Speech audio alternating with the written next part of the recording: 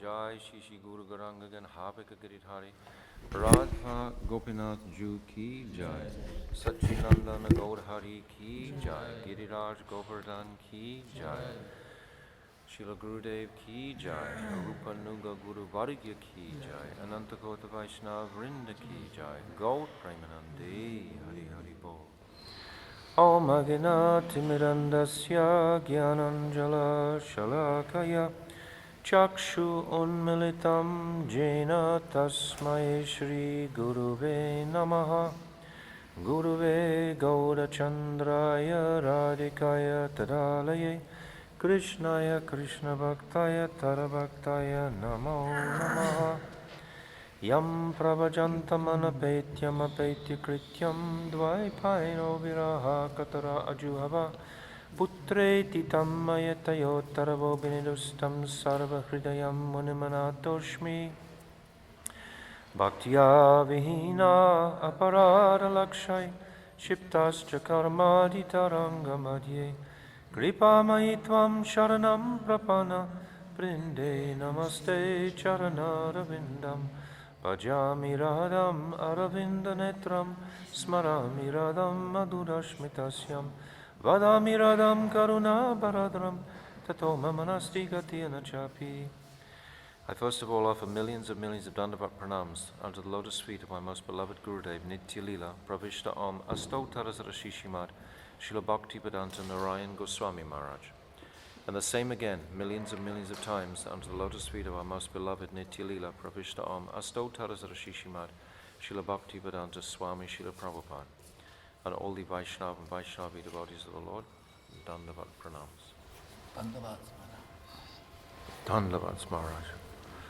And all the sannyasi Dandavat pranams. So yesterday we discussed the 8th chapter, which was the pastime of Trinavrata and Mother Yashoda seeing inside Krishna's mouth and the pastime of Shakatasura. So now Krishna is still in his Kumara age, and this is now we're speaking today from chapter 10 of the 10th canto. And Dambanda Lila, the binding of Krishna, has already gone on.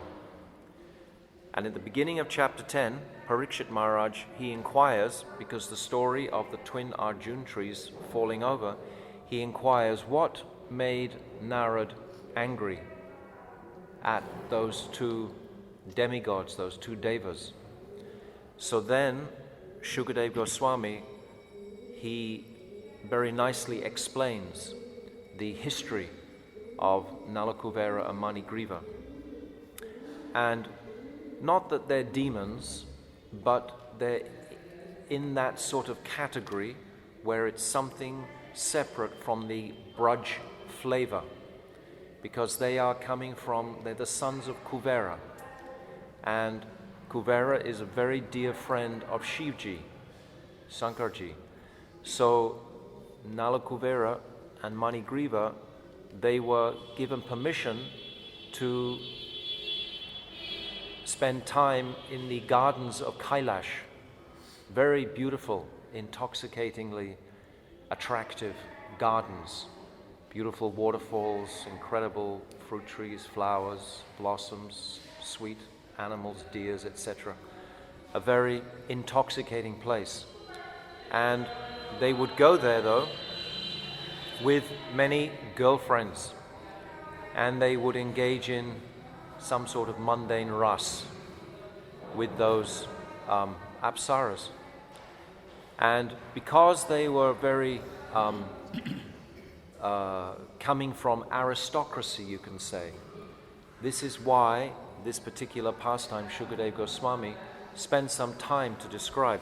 And in Krishna's, in Bhaktivinoda Thakur's Krishna Samhita, it describes that these two personalities, they represent pride and arrogance coming from a feeling that one has high birth and wealth.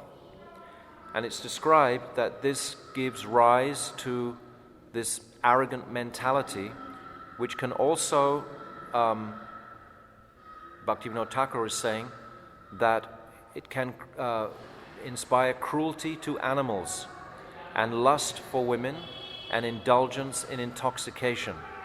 And it further gives rise to debauchery of the tongue and uncontrolled eating habits and loose talking. Then comes the general hard-heartedness, shamelessness, and all sorts of disgraceful acts. So these two sons were considered pretty disgraceful, in fact, because it just happened that by chance, it's described in the Bhagavatam, Narad happened to come through this beautiful parkland area of Kailash. And as soon as the women saw Narad coming, Narad is such a saintly personality, such an elevated personality. He carries such a presence about him because of his potency manifesting from the sun. Premras ji ki jai, Radhe Radhe, Dhanyavad, Hari Bol. So, when Narad came into that area, all the women ran away and hid themselves in shame, because to appear naked is very shameful, in fact. We should always ourselves be covered at all times, bathing or anywhere. There should never be a time when we're actually exposed. So, but these two sons who had developed this arrogance due to their high birth, Kuvera is the treasurer of the demigods. He has all the cash in his hand. He's a very, influential personality. So these two sons were just, like we see today, young aristocracy. They also have that pride. Actually, in the pastime of Krishna's, that Mosala Lila in the 11th canto, when those boys, they challenge the sages, because Samba, he dresses like a woman, and they put some cushions in to make him look pregnant. And it's described there in the commentaries that they were intoxicated with the arrogance of their father's high birth, of Krishna himself. So the same dynamic is there then. So when these two sons, they saw Narad coming, they were actually angry with Narad. Oh, why has he come into this place? What's he doing here? What's this place got to do with him? And in their sort of brazenness and shamelessness, they were just feeling really rejecting towards Narad. Narad could see immediately. Narad's dear friend was also Kuvera, and he could see immediately the sinful condition of ignorance that was pervading the consciousness of these two souls. And out of his causeless compassion, he wanted to give them mercy. And he understood that it's like a wealthy man, who's very proud, if you take all his wealth away and he becomes poverty-stricken, he actually has to become humble because he has no wealth to lord around. And perhaps he doesn't even have sufficient foodstuffs, so his senses are controlled more. If you have so much wealth, your senses can be totally out of control. You can be just indulging in anything that you choose, any whim that you choose, you can just go to. But so Narad, he wanted to take all this pride and arrogance away. And then he told them, he chastised them, he said, because you are naked, just like the trees, then you can take birth as two trees. And what happened when the great personality like Narad gives a curse, immediately it takes effect. So like their feet began to harden up straight away, and their legs began to harden up, and they thought, my God, we are going to be trees. So they just sobered up in a second at the impending curse that was about to manifest on them, drop on them. And then they begged Narad, piteously for mercy. Narad said, yes, you will have mercy to take birth as these two twin Arjun trees in Gokul, and you will live for 100 celestial years in the bodies of trees, but you will remember your previous births. You won't lose your memory. So, and then this curse took effect. And of course we know the pastime, how they were in the courtyard of Nanda Baba, but they were huge trees. They were exceptionally big. And it's described that Krishna, when he was bound by Mother Yashoda, that he wanted to fulfill the curse of Narad, or the benediction of Narad, onto these two trees. And this is the reason why it's described by the commentators that he actually dragged the mortar out into the courtyard. But Krishna, he wasn't really so interested in these two sons particularly, because they had been rascals and debauchees previously. Only because they had been chastised severely had they come to their senses, but they hadn't voluntarily come to their senses. You know, it had to be through like hard, heavy chastisement. So Krishna, he brings the mortar between the two, and as we said yesterday or the day before, it wasn't even the rope that was actually touching these trees. Krishna didn't want to have anything to do with the trees, more or less. It was the grinding mortar itself that just knocked over these trees. And the commentators remark that it's amazing that Krishna, he couldn't untie the knot that his mother had tied with Vatsalya Prem, but he could easily dislodge these two huge trees. He could make them come down, but he couldn't untie the knot. So how remarkable is this pastime? How sweet is it? So then, when these trees crash like thunder to the ground, it practically cracks the Brijbasis' hearts, because they're thinking, you know, they wonder what it is, because they've already had Trinavrata, they've already had Shakatasura, they've already had Putana, and they're a little bit like, you know,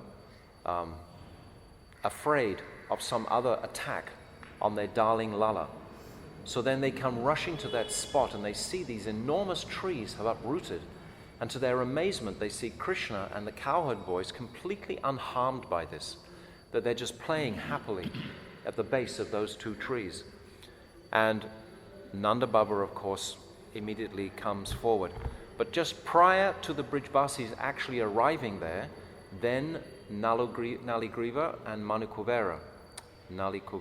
Manigriva, they manifest from those two trees, and it's described like they're the effulgence of fire. They're very, very bright because they're devas, they're demigods. And then they begin to offer very sweet prayers to Krishna, but it's all entirely Aishwarya. It's all glorification, like the demigods would offer towards Krishna. But Krishna is not in that mood. He's not in that ras. He's in a totally different ras, and it's all a little bit tedious for him to hear this glorification. It's not really satisfying entirely for him. He's more pleased when the Brijbasis chastise him.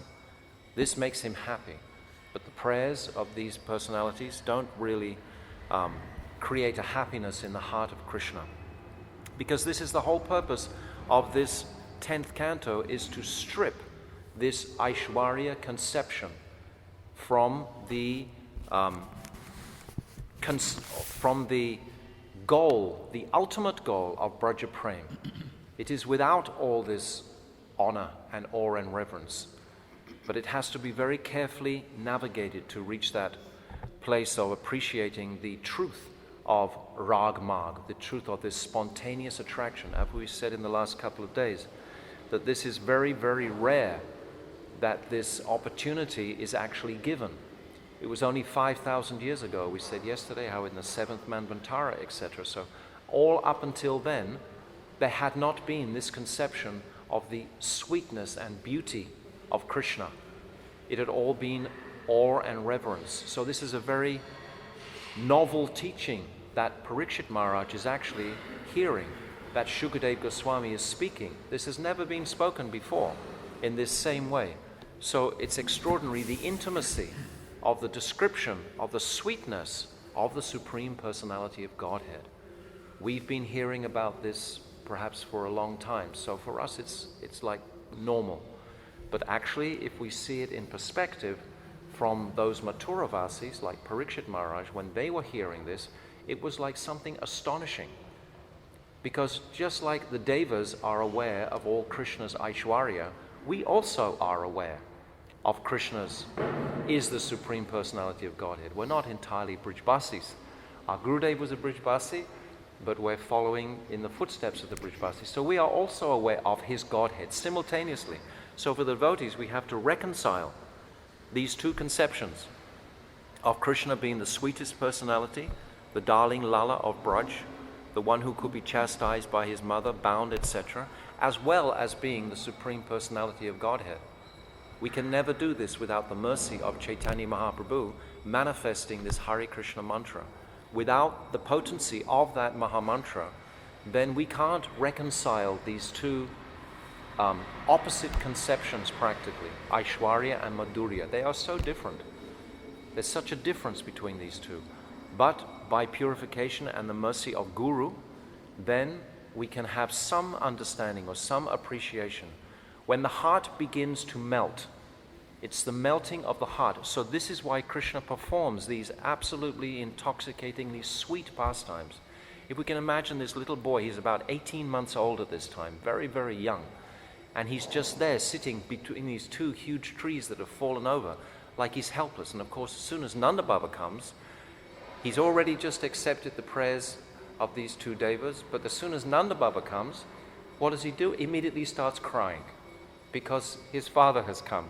And children, they know how to actually capture father's sympathy. It's usually by weeping. So immediately, of course, Nanda Baba picks Krishna up. Oh, you poor boy, what's the matter, you know? And then Krishna's sobbing and sobbing, and Nanda Baba is very angry. Of course, who has tied you to this grinding mortar? He's disturbed by this because it's traumatic for them, because they thought Krishna was going to leave his body when these two trees crashed to the ground. It's really like, you know, it's a big event in Braj. And then Krishna, you know, very quietly whispers in Nanda Baba's ears, Mai, it was mother bound me. Then Nanda Baba becomes very grave and he straight away unties the knot, which all the Sakhas had tried to untie, but of course they couldn't because it was tied with Vatsalya Prem. Only Nanda Baba can untie that knot. Even Balaram? No, Balaram. He also tried very hard to untie that knot, but he couldn't untie the knot. So, and then these two, Nalakuvera and Manigriva, they had circumambulated Krishna, and then they went back to their abode, purified by the darshan of Krishna. So this is a very beautiful pastime that Shukadev describes in the 10th chapter. And then, of course, we know the rest of the pastime, how Mother Yashoda, she was so traumatized by the situation, the circumstances that had happened. She couldn't even speak. And then there's the whole rest of the beautiful unfolding of the Dambanda Leela, how Nanda Baba takes Krishna to the Goshala for the whole day. For the whole day, Mother Yashoda, she doesn't cook anything. She's completely like, you know, astonished at the circumstances that have actually happened. She had the very best intentions of trying to rectify her restless son. Her son just broke this yogurt pot. It's actually described in one scripture that this particular yogurt pot in Braj, it was like an heirloom, the particular one that he broke. It was like hundreds and hundreds of years old. And Krishna just happened just to casually break it, you know, as part of his restless, mischievous nature. So Mother had every good, you know, reason to actually try to rectify her son. But when the circumstances fell like this, it was an unbelievable experience for all of the Brijbasis, because then Krishna was away from Mother Yashoda all day. In the evening, he wouldn't even go back to her when Nanda Baba was trying to say, you know, do you want to go to your mother now? He wouldn't even do that. Rohini Ma came, and Krishna chastised Rohini. Where were you when I was in trouble? Calling out when Mother Yashoda came with a stick. You know, Rohini Ma, she was actually looking after Baladev. They had to perform a festival, and she had gone out of the house, and she was at another place. So she wasn't there, but still Krishna was chastising Mother Rohini, and he wouldn't go to Mother Rohini. And then finally, Mother Rohini says to Krishna, what happens if your mother leaves her body? And at that point, Krishna wriggles out of his father's arms, and then he runs crying to Mother. And at this time, the showers of tears and emotions of the whole of Braj who are witnessing this pastime, all the elderly gopis are there, all the gopas are there, everyone is there. So this is the purpose, this is why Krishna performs these sweetest pastimes, is to inspire the depths of the Brijbasi's prem to become visually manifest, so that the conditioned souls can witness this and understand the height of the Brijbasi's prem, and then want to emulate that, want to follow them in the dust, the footsteps of the Brijbasis. This is why Krishna has manifested these sweet pastimes.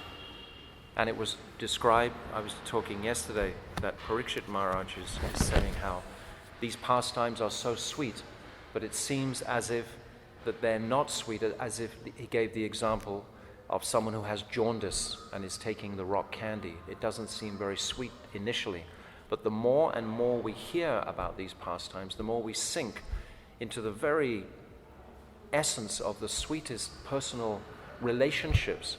In particular, it's all about mood and relationship. Vrindavan Vilasini is always telling us that the nature of Gokul is all mood. And this is what Gurudev has said. He's taught us this, that the moods of Braj. So what is the mood that is engendered by this sweetest of pastime? And actually the crashing of these trees helped greatly support that mood, because if these trees hadn't crashed down, then it wouldn't have been so dramatic or traumatic, certainly for Mother Yashoda. Because again, for about the fourth time it's mentioned, Mother Yashoda again feels completely unqualified to have a son as wonderful as Krishna. Again, this sense of profound humility that Mother Yashoda is feeling. So this sense of who is Mother Yashoda, who is Nanda Baba, who are the Brijbasis, what is their relationship with Krishna, is so clearly, dramatically displayed in these early chapters of the 10th canto. So now, Krishna, after this pastime, he was about 1.5 years old then. And then, between that pastime, so many other childhood pastimes were taking place, but they weren't with the demons especially. But now we come to this 11th chapter, where Krishna, he's been taken out by Nanda Baba to witness the beauty of the pastimes of grazing the cows. He takes Krishna and Balaram with him. He carries them with him out in the pastures. And Mother Yashoda doesn't like him to do this at all. She says, you're going to influence our son to want to go out, and do the same. And of course what happens is that Krishna and Balaram, they start to demand that they actually have some calves to take out. And they become very restless. And Mother Yashoda and Rohini adamantly say, no, across the board, no. We will never even think of them going out, without an army to protect them, because these demons have actually come in. But somehow, it's amazing, actually, when you read the verses, how Krishna just gets into Mother Yashoda's heart and just makes her calm about him going out. It's like a miracle practically that takes, because you can perform these external miracles, but the miracles of the heart to change her decision, which was so strongly opposed to him going out. And then what happens is that Abhinanda, Upananda, Nanda, Sunanda, and Nandananda, and the 5 brothers, they have a big meeting in an assembly. And this is like, it's a big populous village of Braj. But the most important thing is Krishna and how to fulfill Krishna's desire to go and take the calves out grazing. So they have this big meeting in this assembly. And they're all chewing it over. Shall we let him go? No, no. Yes, we should let him go. No, no, we shouldn't. And they had this whole debate about Krishna getting permission to go out, and finally they agree, all right, we'll let him take the calves out grazing with his cowherd friends. And then they pick a very auspicious day for this event to take place. And at this time, Krishna is actually not even able to completely dress himself. He's only about 4.5 years old. He doesn't quite know how to tie all the knots and everything, how to dress himself. But still, he's become very important because now he's got his cowherding stick, he's got his buffalo horn, he's got his flute, and he's got that rope, that's going to bind They want to look like the Gopas. So they're all dressed in all their incredible attire. And as they're about to go out, then Nanda Baba, actually, I've jumped into this Leela, but I wanted to tell something prior to this. So before I describe him actually taking those out, I have to just drop back a minute. I just got carried away with that one. But after these twin Arjun trees had fallen down, we'll come back to this point in a second. After these trees had fallen down, then the elder cowherd men had become very disturbed by so many demons coming into Mahavan. So then they had a big meeting and they decided that they would actually go to Vrindavan. They would actually come to the forest of Vrindavan and leave Mahavan. They imagined that there would be less demons. They thought that the proximity of Mahavan was, attracting all these demons. They thought if they go to Vrindavan, then there won't be so many demons. So actually Krishna was inspiring all their hearts for this, because Krishna wanted to go to the forest of Vrindavan. So it's described that by Kavi Kanpur that he inspired within their hearts to come to Vrindavan. So all the cowherd men, they agreed. And just immediately, as soon as they'd all agreed, immediately they began to pack their wagons. And they had these huge wagons that were almost like houses. And they were covered with incredibly beautiful canopies, very colorful. And there was one special wagon, of course, for Mother Rohini and Mother Yashoda. And they would have Krishna and Balaram there. And then Nanda Baba had 900,000 cows. What to speak of all the other cows? So all the cows were in front, and all these hundreds of incredibly beautiful decorated wagons were all walking towards the Jamuna, because from Mahavan is on the other side of the Jamuna. And then they were all coming to Vrindavan. And when they reached the Jamuna, it was just before sunset, and it's described that this whole column of wagons was like the Ganga Devi, as wide as the Ganga, just flowing towards the Jamuna. And when they reached the Jamuna, then they all stopped, and then for the night, and then all the cowherd men, they milked the cows, and everyone said they made a half circle for all the carts to be, and they put the cows in the center, and then they took rest, etc. And they were singing so many songs for the whole time. And then in the morning, early morning, way before sunrise, all the gopis, they got up and they began to churn the butter. They began to make their yogurt and etc. And then it was described that all the cows, they swam across the Yamuna. And then they tied the carts together so that they could float across the Jamuna. And many of the residents would sit on the carts being floated across. They also had boats, and they would take the whole populace across to Vrindavan. So then they began to travel in Vrindavan, and it was like another country. And it's described that Krishna is sitting on the lap of Mother Yashoda, and he's looking at all the new trees that he hasn't seen before. He sees a banyan tree, and he says, "Oh, who is that sage with these long matted locks that's sitting very still and not moving at all?" And his mother smiles and says, "Oh, that's a banyan tree." And then he says, "Who is that other one who has leaves like a heart-shaped and is fluttering in the wind?" "Oh, that's a peepal tree." And Krishna's asking all these questions as they come into this intoxicating, beautiful forest of Vrindavan. And all these birds that he hasn't seen before, Krishna and Balaram, become very enlivened by the sweetness of the forest of Vrindavan. Understand the geography of Braj. On the other side of the Jamuna, there are 5 forests. There's Mahavan, Bailvan, Bandiravan, Badravan, and Lohavan. These 5 forests stretch out on the other side. On this side, the forest of Vrindavan goes straight up. It's a long forest. It goes straight up as far as Govardhan. Govardhan is in the forest of Vrindavan. And then just to the left, if you're looking, the Jamuna's behind us and we're looking up, then to the left there's Bahulavan, Talvan, and Madhuvan, and Kamudvan. These 4 forests are off to the left, and then just behind Varshana is Kamyavan, and then behind Nandagaon is Kadirvan. So that makes 7 forests on this side of the Jamuna. So these are the 12 main forests. So when they enter into these forests, it becomes very wonderful. Gurudev once described this journey very beautifully, how they spent a long time traveling towards Govardhan. They came first of all to Chhattigarh, where we see the junction of the Delhi highway now. It's called Chhattigarh because Chatti means wagon, and Gara is a circle of wagons. They made their circle of wagons there for about 6 or 8 months so that the cows could graze within all the forest area.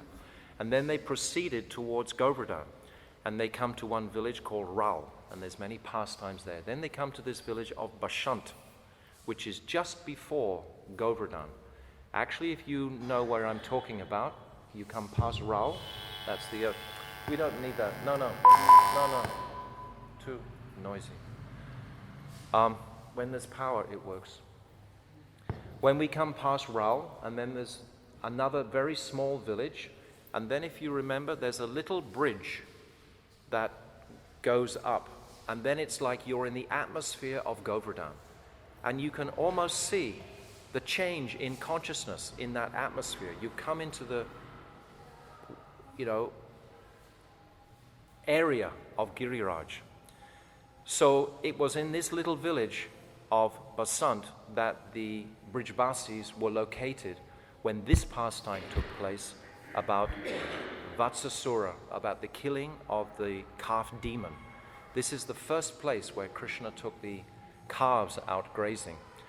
And then, as I've described, Krishna was dressed so beautifully for this important occasion of his life, to take the calves out grazing.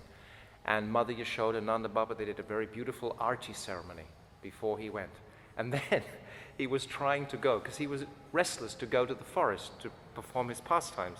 But then every single house in the village, they all had to do arti also. Everyone had to do an arti ceremony for Krishna before he went actually out. So Krishna's been honored by the entirety of the Brijbasis. And they're all, of course, telling him 1,000 times to be careful in the forest. There's so many demons in the forest, cautioning him, because they're protecting. They have that mood of Vatsalya Bhav. All these older gopas and gopis, they have that very deep sense of protecting their Lala. And then when Krishna finally is able to separate himself from his mother and father and the other Brijbasis, he goes into the cowherd and into the forest grazing, the Vrindavan forest grazing. And his mother, previously, she bought him some leather shoes and an umbrella. And Krishna rejects it, and he says, you have to buy millions of shoes for all the cows then, and umbrellas for all the cows. I'm not going to wear this with the cows on. I was explaining yesterday how it's described in Brahma Samhita I was reading, how all sacrifice is manifested from the cows of Goloka Vrindavan. And the demigods are manifested from the cows of Goloka Vrindavan. And the 6 angas of the Vedas are manifested from the cows of Vrindavan. And Krishna is the master of the cows of Vrindavan. And he comes here with the planet of the cows. Goloka is the planet of the cows coming here. So everything is centered and based on so much prominence of the cow. And we see today how, because Prabhupada has said so many times in his commentaries that if we don't protect the cow and if we allow these slaughterhouse civilization to take place, then so much fear is going to come upon the planet. And we see this today. I mean, in the world, on the political stage, everyone is terrified. They don't want to go to the same place, etc., because of not protecting and looking after the cows. So Krishna, he goes into the forest. He's only 4.5 years old at this time with Baladev. And the first day they go out, then almost straight away it's lunchtime, because they had so many arti ceremonies on the way out. And then so many servants, they all come out. They've all been sent out carrying all the packages of their foodstuffs. And then the nurses come also. And then they sit them all down in rows and, start to feed them and serve them all their lunch prasadam. And Krishna takes all this lunch and joking and so on. And at the end, one nurse brings a beautiful golden box, and inside is a camphor-scented betel nut for Krishna to chew on. And then the nurses are very concerned, you have to very quickly come home soon. Don't stay out long. So this mood is the first mood that when Krishna goes out with the calves. And then a day or so after this, when they've first gone out, then Kamsa, he's inquiring of all his demon horde. What is Krishna most attracted to? How can we actually get this boy, Krishna? Because these other demons have tried to kill him. What can we do to actually kill Krishna? So then he's told that actually Krishna loves the calves. So at this time, this demon, Vatsasura, he takes the form of a cow. In a previous birth, it's described in Garga Samhita that this demon, Vatsasura, was Pramila, was the son of Mura. Mura was a huge demon. And this Pramila had conquered even the demigods in battle. This is how powerful he was. And then he entered Vasishtha Muni's ashram and saw the cow Nandini. Vasishtha Muni had a Kamandenu cow, and he wanted to take that cow, so he disguised himself as a brahmana, and he asked for charity of that cow. But that cow started talking to actually Pramila and said, "You are a demon in disguise. You're not a brahmana at all. Therefore, I'm cursing you to take birth as a cow or a calf in, this earthly planet. For 100,000 years, he was in this body." But when he came amongst Krishna's calves, the other calves could smell him. He had a bad odor, so they all kind of didn't hang with him. And then Krishna pointed out, this is a demon that's actually come amongst us. And Krishna and Balaram were looking at this demon. Then Krishna very quietly goes up behind him, grabs him by the hind legs, and swirls him around till he loses his life and throws him into a kapita tree. And the tree crashes to the ground, and all the young boys, they all cheer and clap. They're very, very happy. This heroic act that Krishna's performed in killing a demon. But this was the first demon that Krishna kills outside of the village. Prior to that, he's always had the Brijbasis around to suckle him after he's killed the demon. But at this first demon, he doesn't have that direct shelter of the elder Brijbasis. But he tells all his cowherd friends, don't tell anybody what's happening. If you start to tell Mother Yashoda and Nanda Baba that I've killed this demon, they won't let me come out tomorrow, because they were so afraid of other demons going there. So he pledges them to silence. They're not allowed to speak about this Vatsasura demon. But the next demon, who is Bacchus Aura, then Krishna allows them to speak about Bacchus Aura, and Vatsasura is included when he speaks like that. And then it's described how when Krishna returns from the grazing of the cows, of course we know, we've heard so many times this pastime of Goduli, when Krishna returns and he's covered in dust and the calves are coming behind him. And it's such a ceremony and a festival for all the Brijbasis. They line the royal highway and Krishna's coming back. But at this time, normally, Mother Yashoda would pick him up. But now, Krishna won't allow her to pick him up in front of all his friends. Now it's like he's practically on the cusp of the Poganda age now. He's still in Kumara, but he's on the cusp of the next stage age. And he comes back into the village, and he won't even let the servants undress him now. Now he has to undress himself. And then he'll be cleaned and washed and dressed and so on. And then he would go to the Goshala of Nanda Baba and be with the cows again. But this constant referencing of being with the cows is so heartening when we're actually looking through these chapters of Krishna's pastimes, just surrounded, packed in by referencing the speciality of Krishna's affection towards the cows. But when he kills this Vatsasura demon, of course it's in the body of a calf, but it's not like Aristasura where he has the gopis to chastise him about that. There's no one there to chastise him. The gopis haven't reached that communication with him yet. That doesn't happen until practically after Aghasura. Just at the beginning of the Brahma Vimohan Leela is when he changes into his Kashora age. He's on a cusp during the Brahma Vimohan Leela, because during the Brahma Vimohan Leela then he actually marries all of the gopis at that time. But now he's still in his Poganda age. So maybe I went a little bit too fast, but I've sort of run out of what I was going to say today. This is huh? Vatsasura is represent. What does he represent? Oh, thank you for reminding me. So Vatsasura represents a childish mentality, mischievous and too easily influenced by bad association, weak-minded. It gives rise to a type of greediness for sense gratification through which one becomes absorbed in materialism. And again, Bhaktisiddhanta Saraswati writes a whole essay describing this mischievous, boyish mentality that adults carry. And he describes that particularly in reference to educating children. And he describes how in normal society the parents don't mind, and it's described by Bhaktisiddhanta Saraswati, he says, sow your wild oats. In other words, you're just having loose behavior at a young age. And it's described in this essay that the puritanical schools of that era would try to restrict the children from that illicit activity, but so that they could enjoy it more when they were adults. Not so that they would control their senses, but so that they would actually be able to enjoy that sort of behavior more as adults.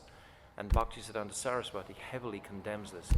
And he says that the only education for children is the Gurukul, where they're actually understood, they're taught, trained to appreciate their identity in this material world and the uselessness of pursuing sense gratification. So this is in a nutshell, the story of Vatsasura and the story of Nalakuvera Manigriva. So, but what I'm most satisfied with reading these commentaries of the Gopal Champu and Nanda Vrindavan Champu is, as Vrindavan Vilasini is always saying, is the moods that are presented there, the sweetness of the environment of Braj. If we can touch even a little bit of this flavor, and by living, of course, in Braj, when Gurudev would take us to all these particular places, Gurudev is the greatest Brijbasi. We should understand what a Brijbasi is. A Brijbasi is someone of our Gurudev's caliber. He is a Brijbasi. And he would take us to all these holy places and tell us all these sweet pastimes with such relish and devotion and sweetness. So being in Braj and having the opportunity to visit all these sweet places, especially Govardhan, as much as possible to spend time walking around Govardhan and being in there. Also, of course, in Vrindavan, so many pastime stalis are there for us to touch on. But to appreciate the relationships of the Brijbasis with Krishna, as I was explaining yesterday, the Brijbasis were particularly aware of the extent of Krishna's love for them. They are so sold out on tasting Krishna's sweet affection for them. They would describe how Krishna just wanted to be with them all the time. Krishna wanted to be held by them when he was very young. So all these childish pastimes, childhood pastimes, are taking us into the highest conception, of course, of Krishna's most significant relationships, most potent relationships of that with the gopis. So that starts in the 21st chapter, 22nd chapter with Venu Gita. But up until this, Parikshit Maharaj is being influenced by Shukadev Goswami's words and the beauty and attractiveness of Krishna as a young child. So this is all I want to say today. If anyone has any comment or question. It's quite brief, I know, but tomorrow we'll go a little bit more into Bacchus Aura and the huge demon of Aghasura, and then Brahma Vimohan Leela. Anything? Then these two naughty sons of Kuvera, they eventually emerge as... Right. Yes. This is also said in the beginning. These two sons, thank you. I don't remember everything. But these two sons, Nalakuvera and Manigriva, they became Snigdhakanta and Madhukanta in Jiva Goswami's description of all this 10th canto. Jiva Goswami's description in Gopal Champu is so sweet and remarkable. He just adds all these extra special details. But the personalities who are describing these pastimes are these two sons, because they have actually achieved bhakti. They've stood in the courtyard of Nanda Baba. They've been influenced by the association there. They've had direct darshan of Krishna. They pray for the benediction of having devotion to Krishna. Krishna must give that benediction, so that benediction manifests in the form of them taking the bodies of Madhu Snigdha and Snigdhakanta. Is that right? Snigdhakanta and Madhukanta. And then every evening, these two divine-looking boys are singing all these beautiful pastimes of Krishna's Vrindavan Leela to all the residents of Braj. And then in the evening time, they would speak just to the gopis and Krishna of the more rustic pastimes. So they took the form of these two young boys and melted the hearts completely of the Brijbasis. They were in so much ecstasy of hearing these pastimes of Krishna's activities in Braj. So we understand the mood, the greed, the hunger that the Brijbasis have to just hear about the sweetness of Krishna, to just hear these pastimes. Yeah. I remember hearing years ago some symbolism of what the rope means and what the grinding order means. Something about how Krishna's mercy comes to the conditions soul, like the rope was the Vaishnava. The rope was what? Well, I don't remember it clearly. That's I'm hoping you know it. No, I don't know it. Krishna didn't directly touch Maybe the trees. Vrindavan Vilasini knows. Krishna didn't directly touch the trees. Right. Just like Krishna doesn't usually directly give mercy. Right. So through the rope and through Right. the grinding order. Yes. So I it's said that, yeah. Something. Yeah. symbolized But what they represent, do you know the answer to that, Vrindavan Vilasini? Huh? No, I also. I've heard Srila Gurudev say that Krishna didn't even have to personally touch them, it's just that which is in contact with him. So everything Yes. that was in paraphernalia of Krishna is equally very powerful. Yes, Just yes. the rope and the grinding mortar that was associated with Krishna had the power to deliver the truth. Yes. I already made this point though. Yeah. Because we have to realize the extent of the debauchery of these two boys initially. If we realize that, how sinful they actually were in their intoxication to have offended Narad, Krishna's dearmost devotee. And it's described in one place that actually Krishna performs his whole pastime in service to Narad, to liberate these two.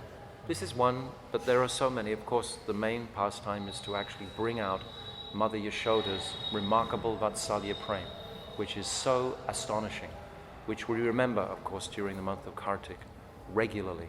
This is the most astonishing. Right. Maharaj ki jai, dandavat pranams, dandavat. We're just about to conclude. Better late than never. Did Chitri have any comment on this? Some words for the Kund here about the Brijbasi's affection for Krishna? She's a Brijbasi. Later the gopis will say in Maine Gate that the perfection of the eyes, Akshavantam Paramidam Yes. Paramam, perfection of the eyes, see Krishna and Rama accompanied with the cows, Krishna playing. Yes. Perfection of the eyes is to Yes. see this. Yes. He's talking about one verse, Akshanvatam Phalam Idam Na Paramam Vidama. When the gopis are expressing the perfection of the eyes is to see Krishna with his cows going to the pasturing grounds to graze. And very beautiful. Actually, this is what Chaitanya Mahaprabhu wanted to perceive. What is the vision of those gopis? What are they seeing that is so attractive in Krishna? Krishna can't see it himself. So he comes with the bhav of Sri Radha so that he can experience the sweetness and happiness that the gopis are experiencing when they see Krishna. He wants to see, what is that vision that they have? What are they tasting? It's greater than what I'm tasting, Krishna's thinking. So we have Chaitanya Mahaprabhu's advent to actually taste that sweetness of the gopis' prem.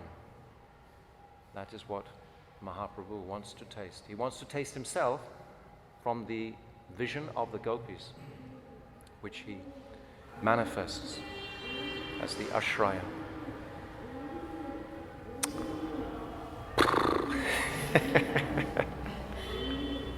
I've never spoken on this topic before in this sort of way, but you're helping me very much by prompting me with different considerations. Well, on another level also we can see that nowadays these demons, they are coming back.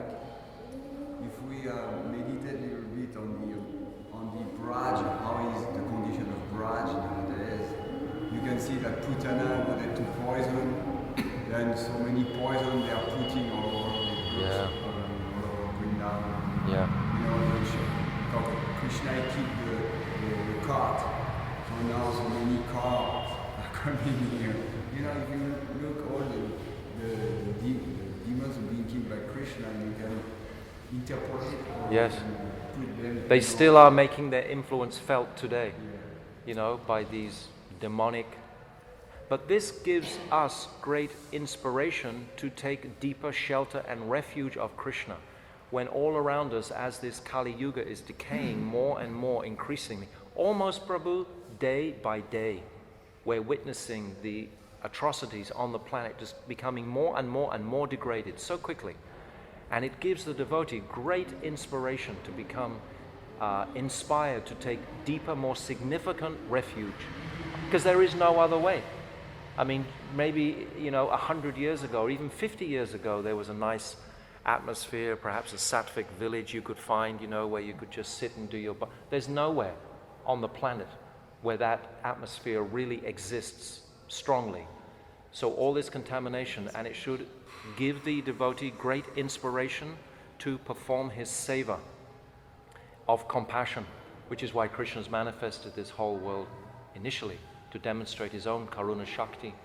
And how can we support that? If we're practicing bhakti, then surely we're going to be part of that influence as much as we're capable of doing, as much as our adhikar allows, to relieve these suffering. Because these souls, I was talking to people last night in America, and they were just describing the atmosphere of fear, which is what I've described, has manifested from their treatment of the cows initially. And how much the devotee is not afraid, because Rake Krishna Mare Krishna Rakeke, it doesn't, whether I live or die, I'm protected by Krishna anyway. But what can we do to relieve some of that anxiety? In 100 different ways, million different ways, every devotee can do his own. So it's a great time for devotional practice. It's an incredible time for devotional practice, in fact. And now, I was talking to other devotees also, with the departure of our Gurudev, it's almost as if Gurudev has become even more alive, many devotees feel, than he was even previously. When in his manifest pastimes, now his influence is even deeper and more confidential, so strong in the hearts of so many devotees. It's there. And what can't Gurudev achieve? But we have to desire it first.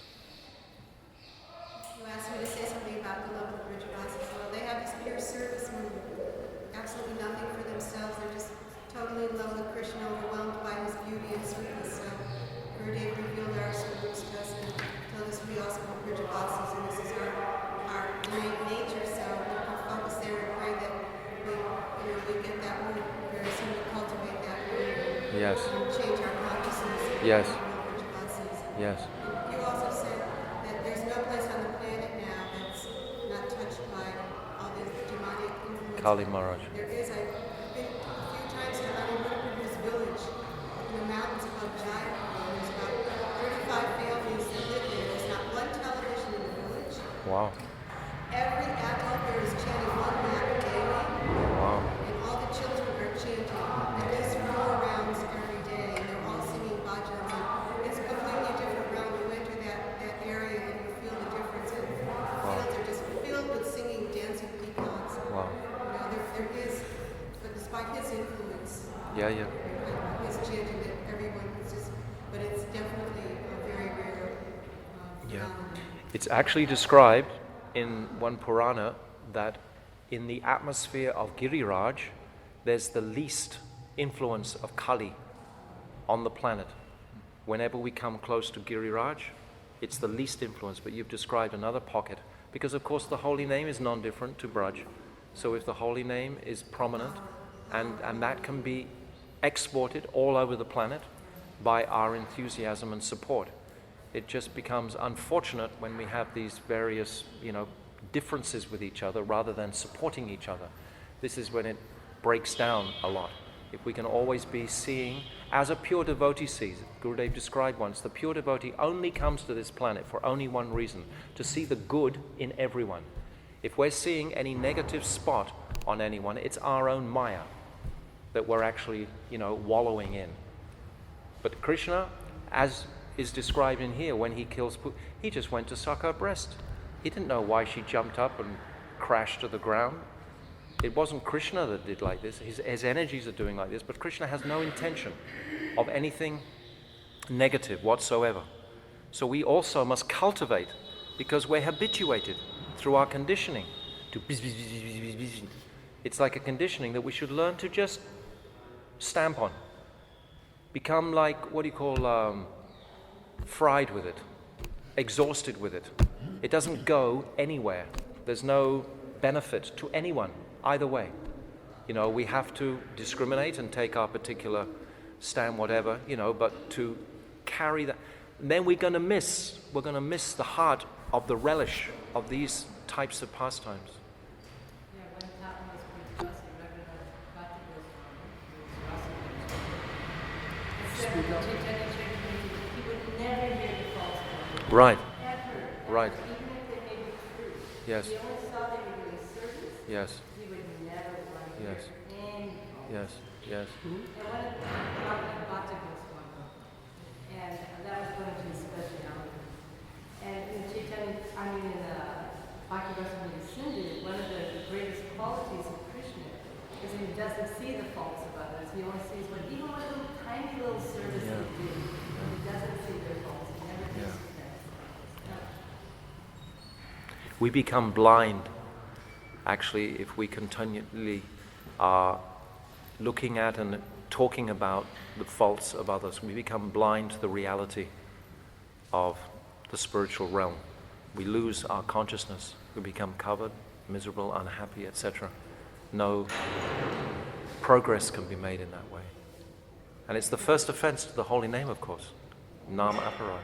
Because it means it's a desire for pride. It's our pride, wanting to be better. Mm. Because if you find a fault, then that makes it worse. Yes. Puts them down. Yes. condescending. Yes. you know. This is the condition of all material minds, is pride. The devotee is cultivating the opposite, humility. From pride comes envy, or from envy comes pride, either way. And humility and prema are synonymous. So we have to, it's healthy to hear. I mean, we all know, we're all sitting here, we've heard for 30, 40 years the same thing, but it's good to hear, again, to have it reinforced, you know. There's no harm to hear the simplest truths again. But if we want to enter these sweet pastimes, if we hear the relish, because as I described the other day, it's the rider of Leela that is our goal, not the horse of Tattva.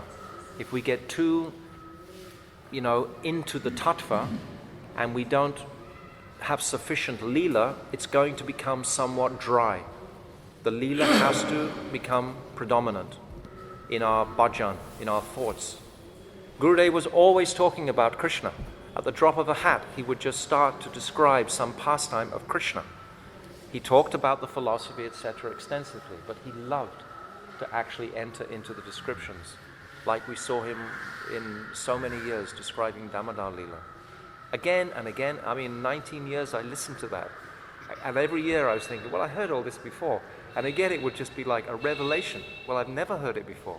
Because Gurudev was thinking that he's never spoken it before. He's never heard it before.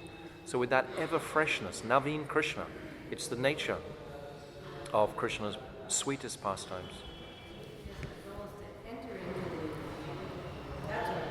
Yes. Yes.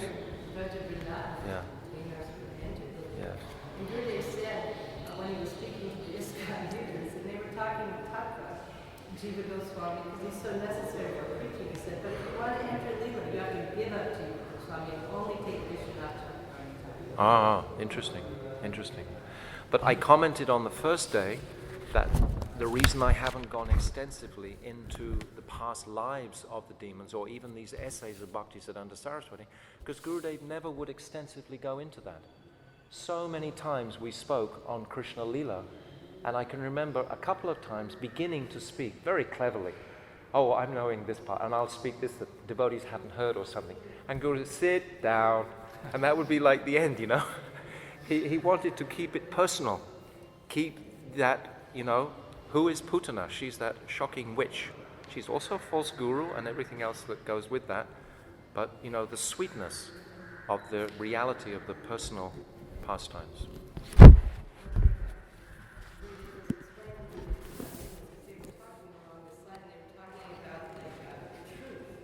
Ah. You know, and they were talking especially about the whole controversy whether the gopis have husbands or they don't have husbands. Ah. You know, because I can't remember the other ones, so this is typical. And of course, Narada Muni, they see that the gopis don't have husbands. Right. You know, they're just Abhiman and whatever it is it is. Said, but actually the highest truth is the gopis, and Srimati Radharani. They see they have husbands. This is the absolute truth. And the neutral people see something different. That for the blood conception and the gopis and Srimati Radharani is the highest truth. And everything's coming down. Yeah. And they do have husbands. Because they see they have husbands, so there's no party involved. Yeah. Yeah. That was really a very opening, what you call revealing statement in you said. Someone was looking up into the neutral people to actually see the truth and how it's coming down. Yes, yes.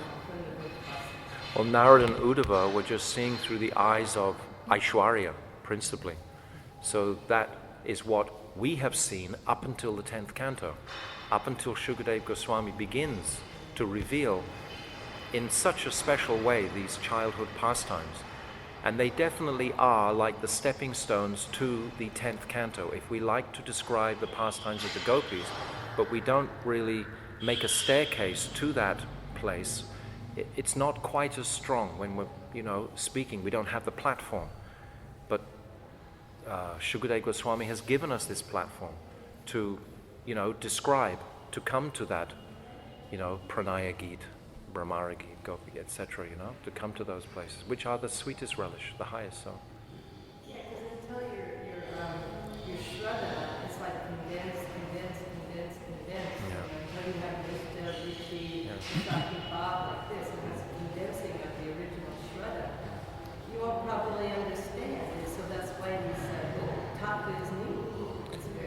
This is why, when I'm speaking sometimes on this, I notice that some devotees just start to go to sleep because it gets a bit boring. Because it's not the analytical sort of aspect of tattva, which is more sort of, what can you say, gritty or something, Somehow when you're describing tattva, it's actually more simple to describe. When you get into the esoteric aspects, there's no real false egos involved. It's just Krishna and his beauty. And, how can we serve him? Okay. Srila Gurudev ki jai. Srimad Bhagavatam ki jai. Ananta Kota Vaishnava Vrinda ki jai. Gaur Premanandi.